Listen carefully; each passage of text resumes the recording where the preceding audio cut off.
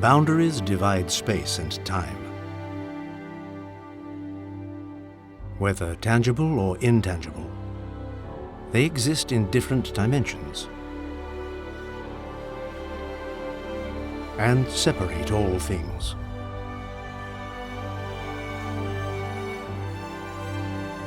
However, curiosity and courage are never confined.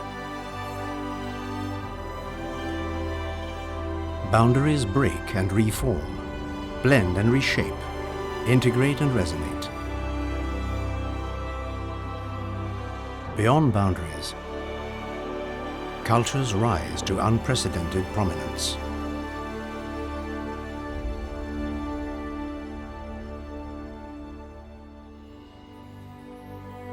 Ten years after the Cartier Treasures exhibition in 2009, Cartier and the Palace Museum once again joined hands from June the 1st to July the 31st, 2019, at the Meridian gate of the Forbidden City, and presented Beyond Boundaries, Cartier and the Palace Museum Craftsmanship and Restoration Exhibition.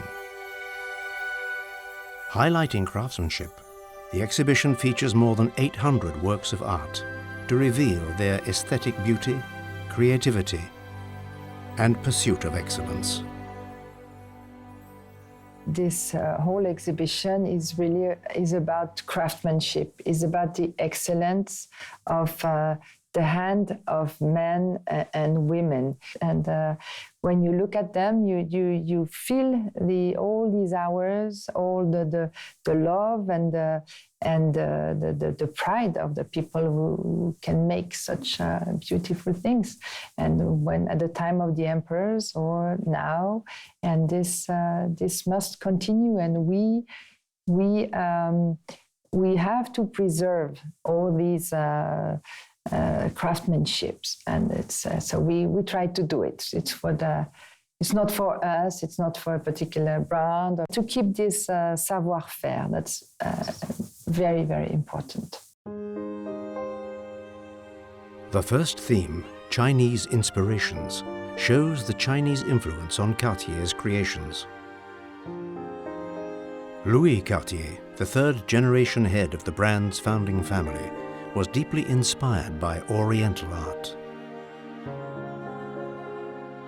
Cartier artisans then used Asian antiques and fragments of Asian art to create their own art, giving birth to a unique style. Here, exotic art is not merely a novelty. It has been reshaped after blending in, representing innovation based on respect. 卡地亚东西引起我的兴趣，就是我第一眼看到的就是这个鲤鱼钟。鲤鱼钟上面上午也说过，鲤鱼钟上面用一个海水江崖纹来表现，从鲤鱼越过这个海水江崖海面上升为龙，它的指针是龙的。因为这个纹样就是我们龙袍上的纹样，龙袍凤袍上的纹样，就象征着一个江山永固。我一眼看到它的时候，我说他把它放在时钟上，象征着永恒。我说他是理解了，这也是事实上我很想表达的一点。希望我们中国的观众通过这个展览能看到，就是说，当时欧洲西方社会他们是在怎么样的在借鉴外来文化和利用传统文化上，怎么样获得灵感，在理解的基础上重新塑造出一个具有现代风格的、符合当代人的生活方式和精神需求的这样一个艺术作品。我其实最希望得到的是，达到的目的是希望向观众传达，中国的观众传达到这一点。The exhibition juxtaposes the Cartier collection with the Palace Museum's collection. It seeks to create a dialogue that traces the inspirations of Cartier's works. Created by Cartier in 1928, the Chinese-style vanity case was inspired by a Kangxi Famille Verte porcelain plate from Louis Cartier's private collection. A plate of the same period, found among the huge collection of the Palace Museum, echoes this theme, depicting a lady and a child. A Xianlong incense holder from the Palace Museum depicts a scene from Romance of the West Chamber.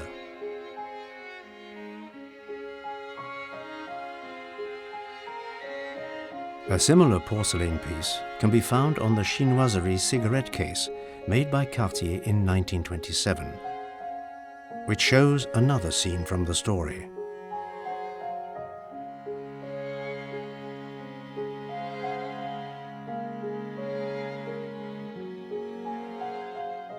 The phoenix on the Empress's auspicious robe from the Qianlong period seems to be in harmony with Cartier's Bird of Paradise that was made in 1948.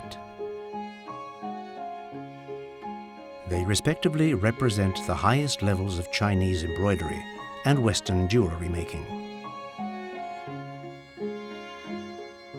After the First World War, the creators in the West were missing of any kind of material, of especially precious material, and they kind of turned to new ideas. And China had many ideas to offer to these creators, especially new materials, new shapes, new motifs, and that's why designers suddenly discovered what China had and tried to interpret, to work it in another way, in a European way. That tells the story of our encounter, our meeting together, and I think it is very important today to tell the story. The Chinese Inspirations Hall also includes a section centered on legendary women. Visitors learn about their stories and times through viewing the exhibits. Barbara Hutton's jadeite necklace and Madame Wellington Koo's cheongsam dress are presented. The necklace is translucent and lustrous. The dress is exquisite and full of symbology. Using different materials and forms, they reveal the same oriental charm of jade green. The two legendary women, one from the West and one from the East, both adored jade and used it to express their personalities. And whether it was the Duchess of Windsor or Jeanne Toussaint, the then creative director of Cartier's jewelry, their admiration for the Chinese style also reflected women's attitudes in that age. It was an age that witnessed the rise of women during social upheavals. Their legends are still inspiring.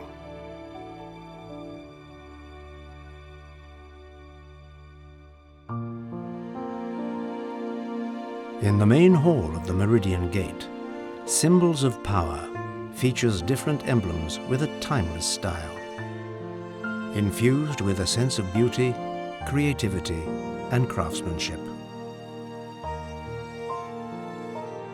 The creations from the jeweler to kings encounter the Chinese royal collection. They show a similar pursuit of creativity and craftsmanship, but use different objects to demonstrate identity and power. It's a very strong link in between because jewelry is made of very, very precious elements. So when you wear a very important tiara or necklace, it shows your power, because you can buy and you can afford this kind of decoration.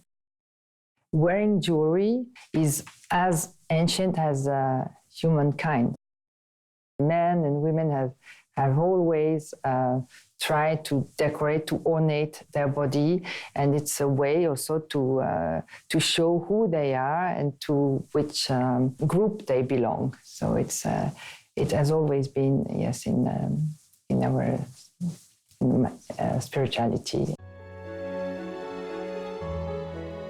In the West, tiaras symbolize prestige and power. Crafted with the finest skills and steeped in history, The tiaras light up the exhibition hall like stars. They exemplify the inheritance of timeless style and emotional ties across many generations. Jewelry is very special for me because you have the, as I said, the money value linked with the stones which are really precious.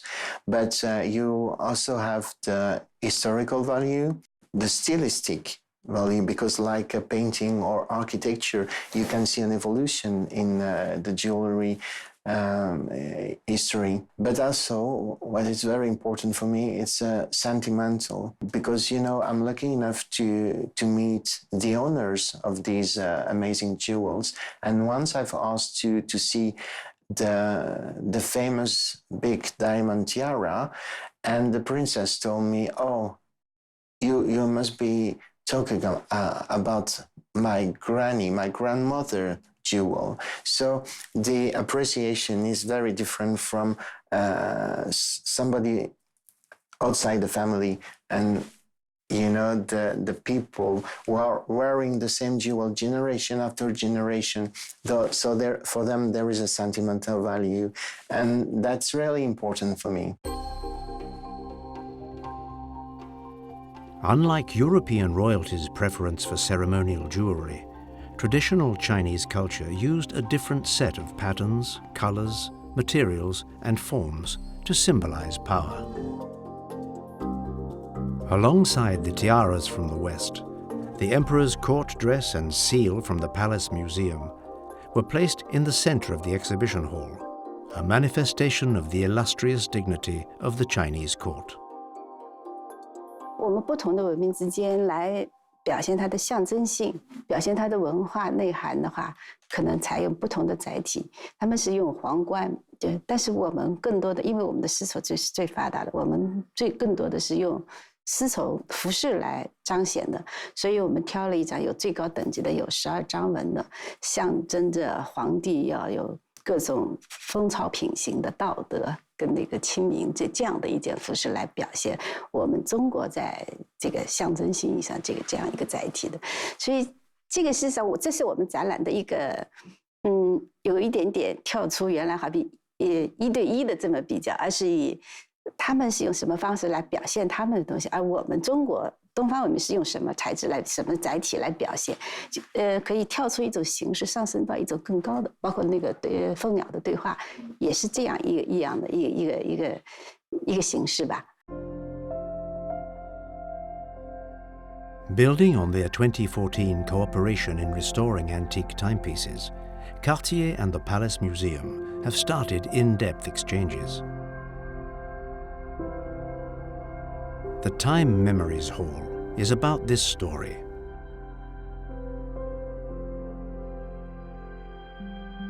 Each exhibit is a perfect combination of watchmaking craftsmanship and decorative art, showing the great skills of Cartier and the Palace Museum.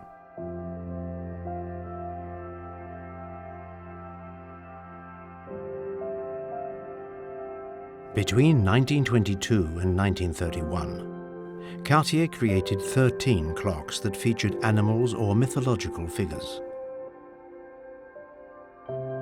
They reflect a clear Chinese influence.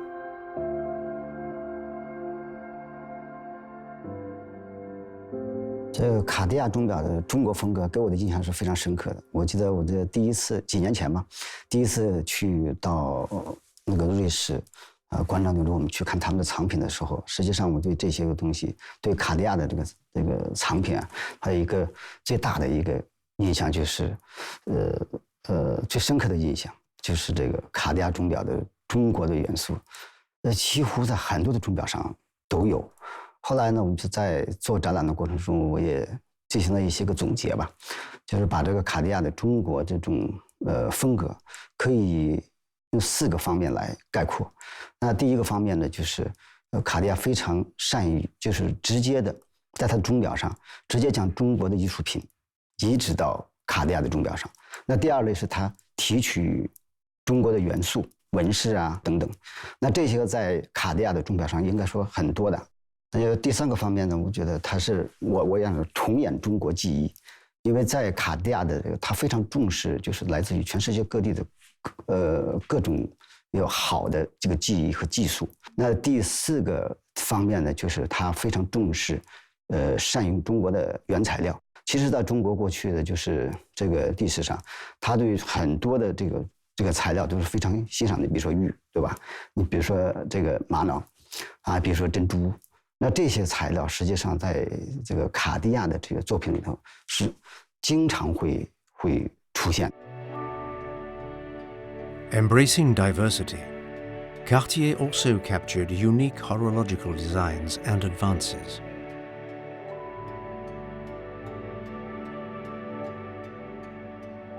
This exhibition includes a gravity clock by Cartier that echoes another clock found in the Palace Museum.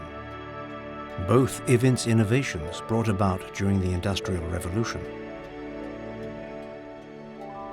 Mystery clocks are regarded as Cartier's tour de force. Their diamonded platinum hands seem to be floating within the crystal, driven by a mystic power.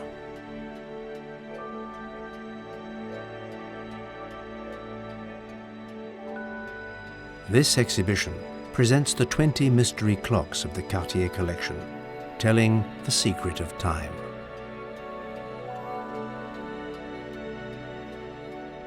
Well, as I say, it's if you know where you come from, it's very important. It helps you to continue and showing the care we give to our archives, all the books, or the records, or the photographs, or the designs, is also a very good message to, as I said, to the future generations.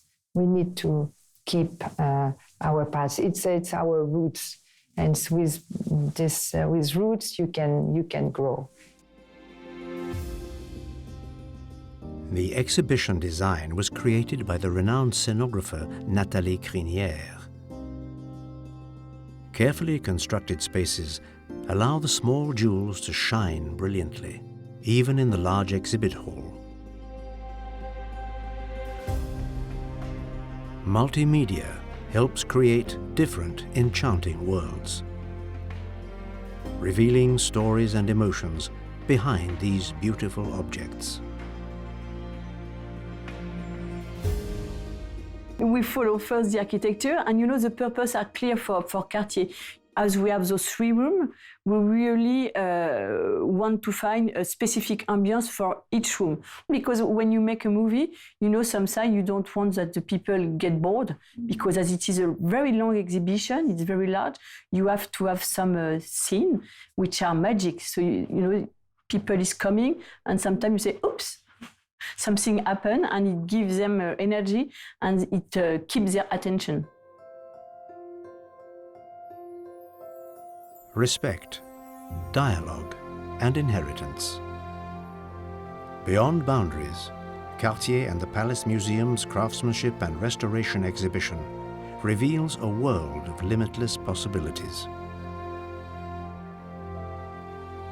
Boundaries exist, but should not confine us. History has been created within boundaries. But a timeless future lies beyond.